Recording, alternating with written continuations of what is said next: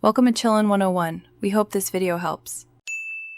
In this video, I will explain how to cook Tong Ho.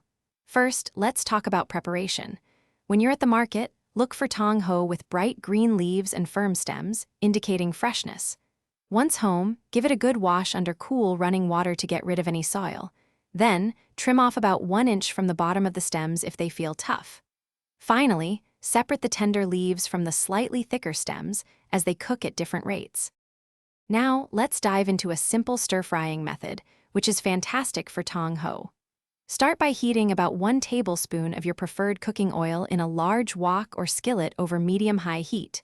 Once hot, toss in some minced garlic and ginger, letting them sizzle for about 30 seconds until they release their wonderful aroma.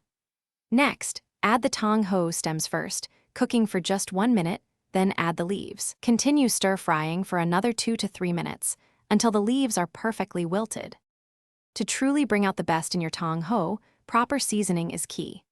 A great starting point is adding about 1 teaspoon of soy sauce, which provides a lovely umami depth.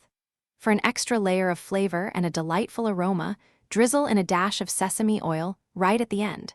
If you enjoy a subtle warmth, a tiny pinch of white pepper can make a big difference. Remember to taste and adjust these seasonings to your liking before serving your delicious greens. Once your Tong Ho is perfectly cooked and seasoned, it's time to enjoy it. Serve it immediately while it's still warm to appreciate its fresh texture and vibrant flavor.